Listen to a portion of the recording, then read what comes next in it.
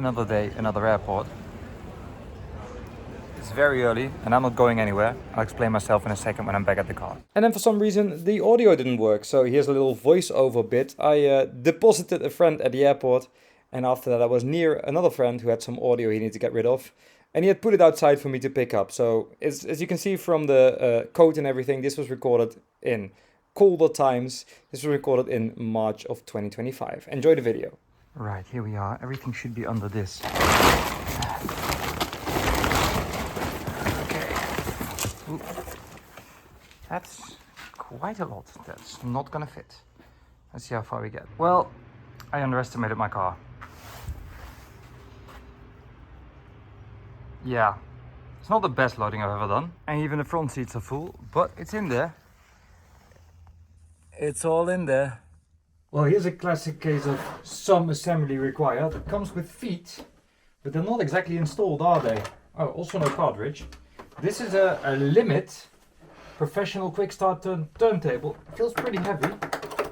Don't think it's going to be that professional when the start stop button is literally an on off switch, but let's see how it runs, and let's give it some feet. The feet seem to have torn off, but then there's still quite a lot of meat there, so I can just use these screws again and put them back in. I'll need to find a way to put the springs back in as well, because currently only one foot has a spring. They're pretty beefy springs. But then I think one spring is missing, so we're probably better off not using the springs at all. Okay, I just hooked up an audio wire. I found that the ground screw is missing, so let's get a bit creative with that. But I think we are good to go, provided it has a belt. And it does, because it's already running. Right. Kind of hard to see the strobo. Oh, the strobo's on this side, of course. There we go. It's not that hard to see. Yeah, that works. It's a very aggressive pitch control. I have to put it quite off center to make it run right, but it probably has adjustment points somewhere. Not that I can see, but they're maybe on the inside. Or are they under the platter, which is the worst spot? Nothing to see at this point. Let's see how quick start it is. Not very. It won't power off. The light works. Okay, we'll need to figure out why it won't power off, but let's first install the cartridge and see if it works at all. There's a micro Psyche head shelf for some reason. That's not original. Classic Stanton 500 testing card. Oh, let's play. And here is a record of sort of covers of classic songs, so that should be okay for music rights. Weights on backward. Yeah, okay, close enough. Do we get sound?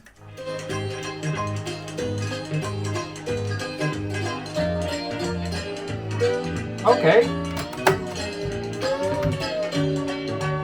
Even the slowest speed, the lowest speed is too fast. Hey, hey, hey! Okay. It's a bit wonky. There we are. Does the anti-skate work? I'd be very surprised if that has a real anti-skate. Let me turn the light back on. Let's make the arm float. Ooh, it won't float. Fuck. The weight's too heavy. I can't go. Okay, that sort of floats. Does the anti-skate work? Oh. Does it actually? Yeah, it does. So it does have anti-skate, which is surprising. Yeah, it actually does. Oh, that's not too bad then. So the speed is wildly off, and the power switch doesn't do anything. It feels normal, but it doesn't work at all. Other than that, it works, and I think it's going to be fine. I think with the speed adjustment, and maybe I have to look into the switch. Maybe they just bypassed it because it feels healthy. Not too shabby actually. I don't hate this thing. I thought it would be more annoying. It has a bit of play in the arm, but also nothing major. And you can adjust it, but you shouldn't. Someone went a bit rack mount crazy with this Sharp DX650. And this just yells Philips to me. I'm sure it's not a Philips, but it has a very Philips-esque look to it. Let me plug it in. I do sort of expect this to work. Sharp generally did a pretty good job with LCD players. Power on. Nice orange display. It's not opening. It's probably just a belt though. It's trying. Wakey wakey.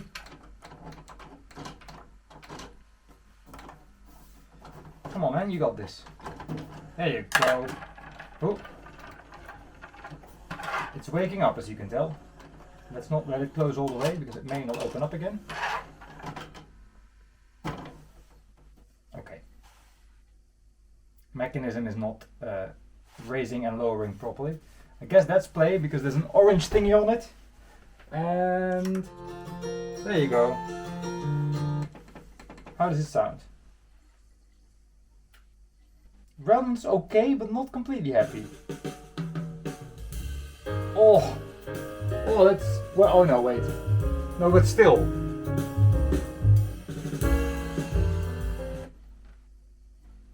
How do you fast forward then? Is that how to do it?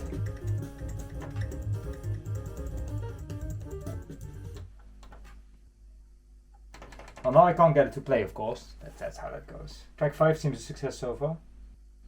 Well, not anymore. And now it won't open. I don't think this one's worth fixing as such. There you go.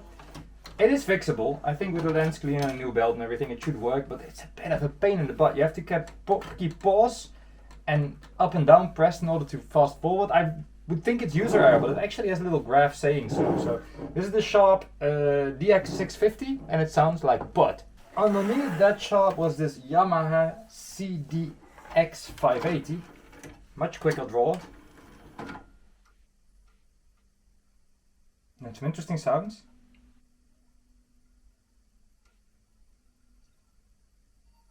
Okay, it's gonna read, but heck, it was slow. It really needed to wake up there. Who knows how long this stuff has been stationary though.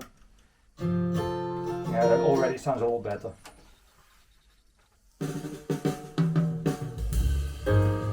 It's a lot better. There's an output level with a little graph here showing.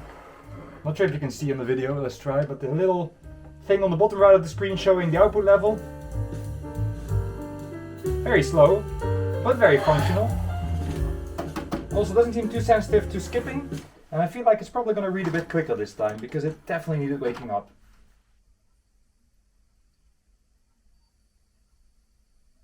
That's better. Okay, so this one plays fine, the CDX580 by Yamaha. Hey, you 80s and 90s kids. Phew, Sierra!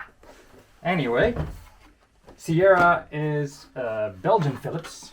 So this is just the Philips with Sierra on it. And it's a bit dirty, but it's in good shape. I had until recently never seen these before, and now I see two, and now I wonder, is this the same one? I can't remember what happened to the last one. What's weird about this one is that it has pitch control, which is not something you expect on a portable player like that.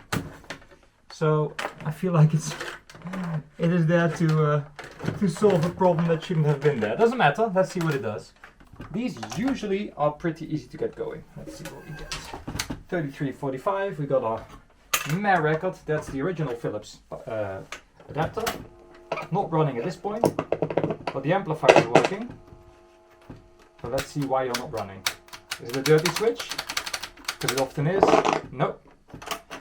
Is it a mechanical issue? Because it often is. Nope. Okay, it's trying though.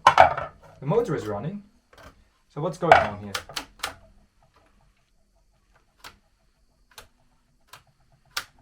Speed button works. I see no reason why this wouldn't be running. Oh, here we go. Barely. Okay, it's not happy clearly. So what I usually do with these is clean the spindle. It looks very good. What's it called? The idler wheel looks great. So I usually just clean the spindle of the platter and clean the spindle of the idler wheel, give it some oil, and usually that fixes it. Alrighty then. Ah, we are running. It's usually just mechanical.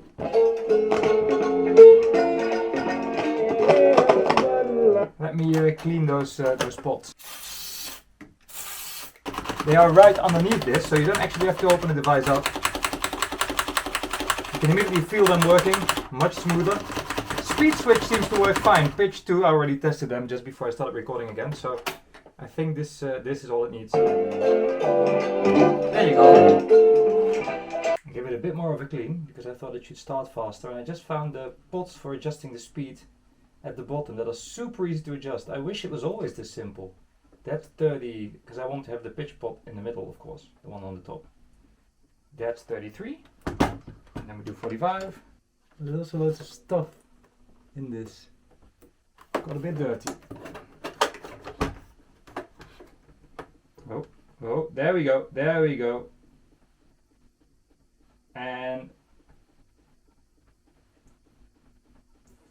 45. 33. Still spot on. Okay, I'm happy about that. What do we have?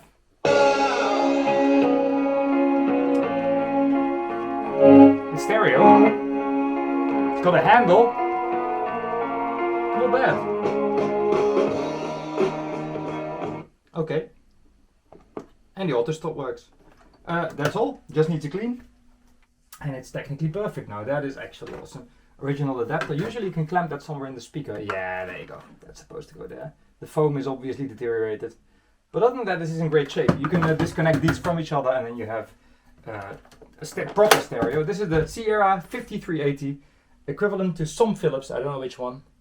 And I really appreciate this thing.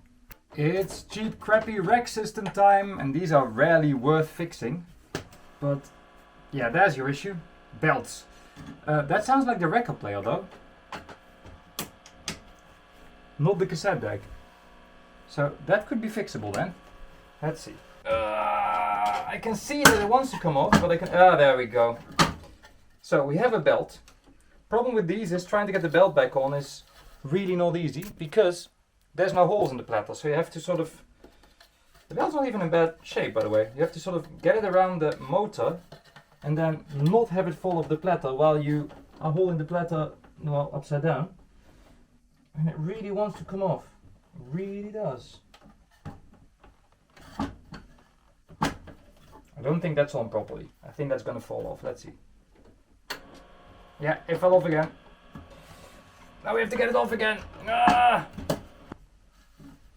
That's the wrong way around, Stijn. You almost hit it there, but you did it the wrong way around. Oh, it fell off. Ah, fucks. And with a bit of luck...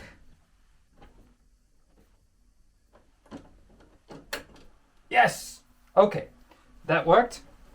It is now running. Now, what I like about this system is that it has a separate CD player that's actually usable as a separate CD player. This is not running near the speed, I can already tell. But let's see what it does do. So far nothing works. CD player turns on. Oh, sorry, I forgot to lower you. The record player is barely spinning, the CD player is on. Not opening.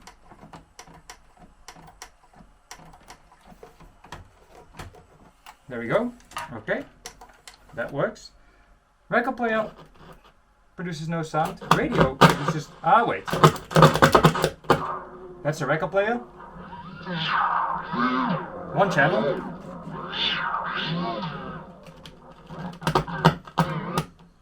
Okay, let's try the radio then. We have a balance spot, but that doesn't seem to do anything. Equalizer doesn't do much. Well, let's try tape then. Definitely not gonna work, is it? It's running, and that too is running. That I didn't expect. Let's see then. Wait, this is the recording deck. Can we record something off the radio?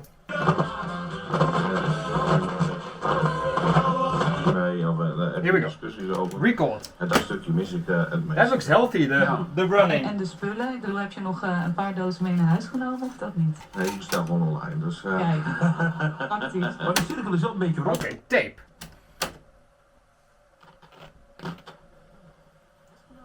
Very far away. It did record something very far away. Let's give the heads a clean and see if that helps. I'm skeptical, to be honest. The record player sort of lost it by now. Something's slipping there. It's probably because that belt is too tight, to be honest. That's not the correct belt. I'm going to give that a look in a second, because in hindsight this may actually be worth fixing if the cassette recorders work.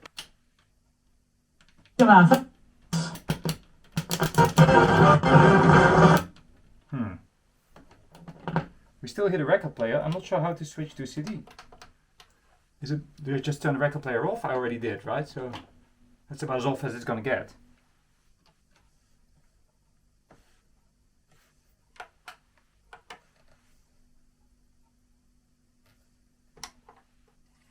I can't tell you for sure that it's running the CD.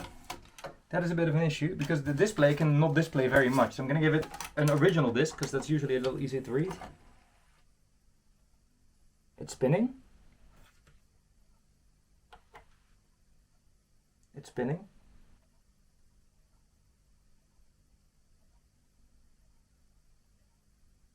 There we go. Okay.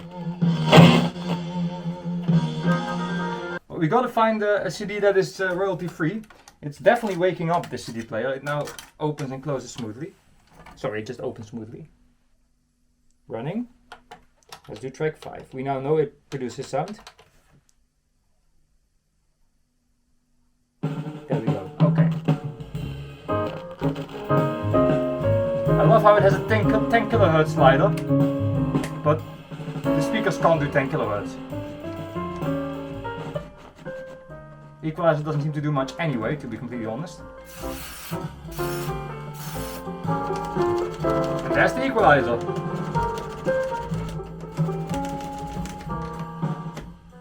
Yep, that now works. And there's your highs. Awesome. Now let's record.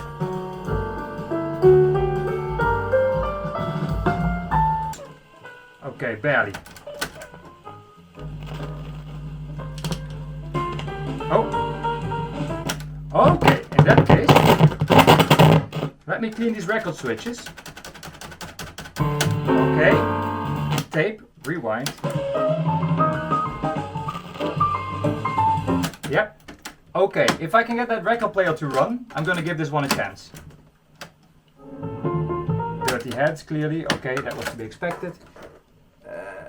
Let's give them a quick wipe, see how much that helps. And there's your eyes.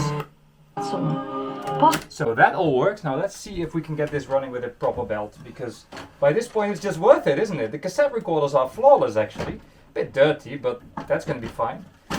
This belt is way too tight, and probably the reason it's running so slow. So let me get another belt. Don't fall off, don't fall off, don't fall off. So close yet so far away. I'm confused why it doesn't run, because everything seems fine. Oh, oh, something woke up. Oh, oh, here we are. Okay, 45 then. Okay, this barely is worth fixing, but I think that with a lot of cleaning and a lot of time of just running, this is gonna be okay. I actually think this thing is gonna work, which really baffles me. It mostly baffles me that both cassette recorders work flawlessly. That I didn't expect. I'm gonna try dubbing though, because we haven't yet.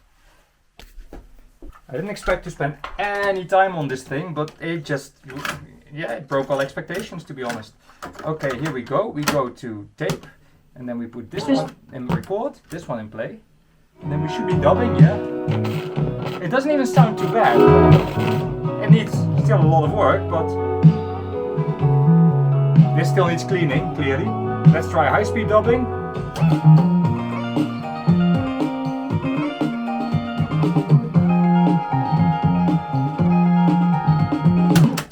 Okay.